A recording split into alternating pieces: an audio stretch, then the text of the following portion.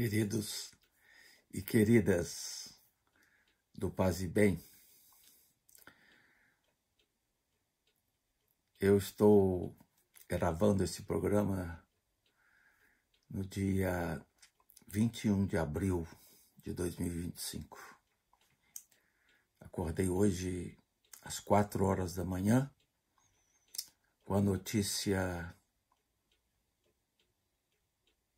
da passagem de nosso querido Papa Francisco.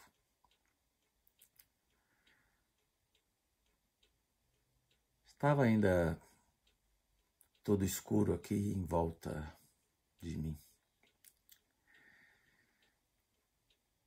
Sei que muita gente, por todo mundo, deve estar muito triste com essa notícia. Apesar de todo o sofrimento recente do Papa Francisco nos últimos tempos. Mas eu busquei resgatar e manter acesa a alegria, a nossa alegria, o nosso privilégio, nós cristãos do século 20 e 21, de ter tido essa presença terna, carinhosa, afetiva, ousada, profética do Papa Francisco entre nós. Da sua tenacidade até os últimos dias em defesa dos desvalidos, em defesa da terra. A sua voz profética contra os desmandos da política de Israel na faixa de Gaza, uma das poucas vozes mundiais, para questionar de forma potente, viva, o genocídio na faixa de Gaza e dizer com todas as letras: genocídio na faixa de Gaza. Ele partiu com essa dor no coração de ver um mundo desgastado na compaixão, no mundo que acompanha as tragédias quase que de forma naturalizada, sem reagir criticamente como ele sempre o fez. Francisco deixa para nós essa memória profética, crítica, amorosa, festiva. Então é assim hoje que eu começo o programa Paisagem. Eu estava dedicando o programa Paisagem de número 91, que vai ao ar amanhã cedo, terça-feira, dia 22 de 2025, às 6 horas da manhã. Já era um programa dedicado à presença de Francisco nas cerimônias da Páscoa no Vaticano, em 2025. E vou manter o meu projeto aqui com vocês hoje, mas falando antes desse acontecimento. E, curiosamente, o Francisco esperou a Páscoa acontecer, teve a sua última presença na celebração, na mensagem ao mundo, ontem, domingo, para depois partir exatamente às 7h35 da manhã desta segunda-feira, no horário de Roma. Então, essa Páscoa de 2025 veio marcada pela alegria da presença do Papa Francisco, depois de 38 dias internado em razão de uma pneumonia bilateral, quando a doença acomete os 2 pulmões. E ele saiu da internação fragilizado, participou de momentos das cerimônias de Páscoa em cadeira de rodas e visivelmente fragilizado. E como eu falei para vocês, eu estava terminando de preparar o texto para falar no programa quando eu soube, então, da notícia aqui no Brasil. A presença de Francisco nas celebrações da Páscoa 2025 foi pontual, com breves aparições. Vamos aqui recordar algumas dessas palavras de Francisco lidas por outros cardeais. Em todas as cerimônias que aconteceram no Vaticano nessa Páscoa, foi Francisco quem redigiu os discursos, as falas, homilias. E aqui quero recordar 3 momentos. O primeiro, na Via Sacra de Sexta-feira Santa, em particular na meditação da 8ª estação, que nos recorda o encontro de Jesus com as mulheres de Jerusalém. Diz Francisco: sempre reconhecestes nas mulheres, Senhor Jesus, uma semelhança especial com o coração de Deus. É por isso que na grande multidão de pessoas que mudaram de direção e vos seguiram naquele dia, vistes imediatamente as mulheres, e uma vez mais estabelecestes com elas uma especial empatia. A cidade é diferente quando se levam seus habitantes no colo, quando seus filhos se amamentam, quando, em suma, não se conhece apenas a lógica do domínio, mas se experimentam as coisas a partir do seu interior. Vós atingis o coração das mulheres que, por dever, cumprem o ritual da compaixão.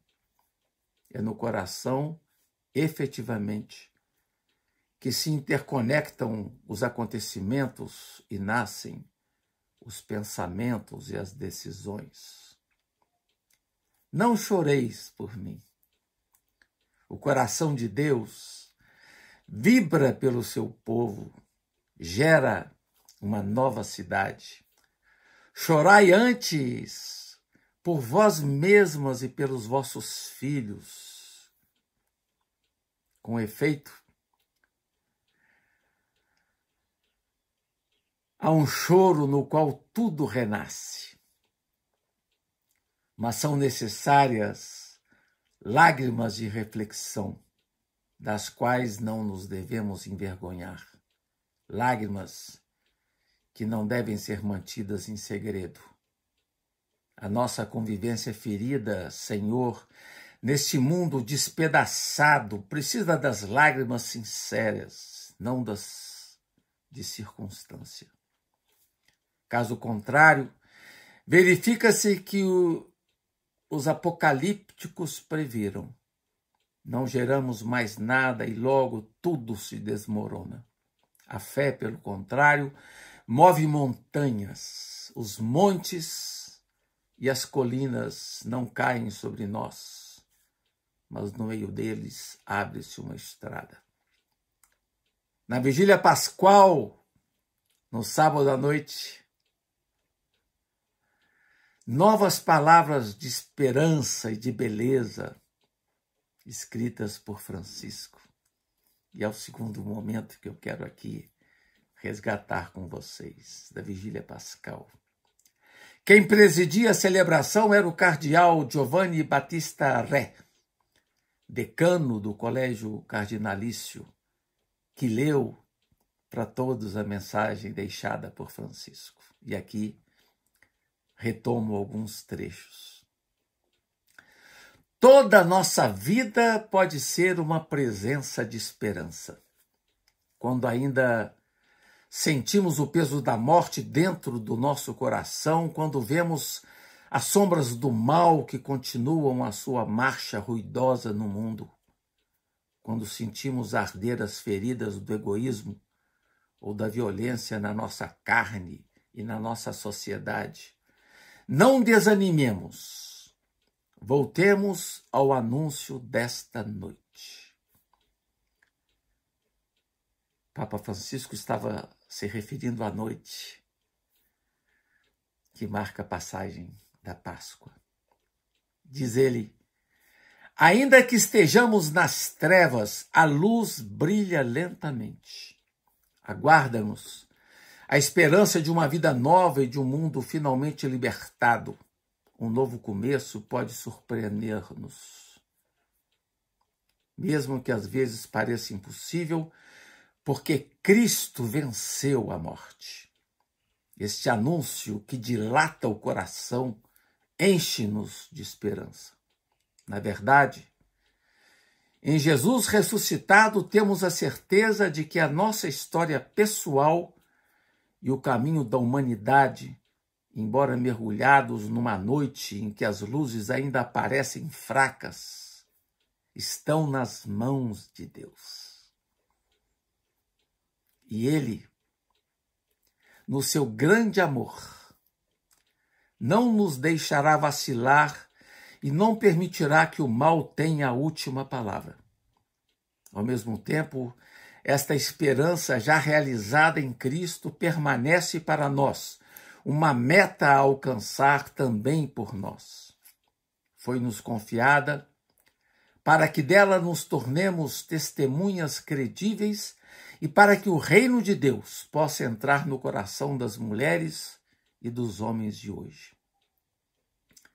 Reproduzir a Páscoa na nossa vida e tornarmos-nos mensageiros da esperança, construtores de esperança, enquanto tantos ventos de morte ainda sopram sobre nós.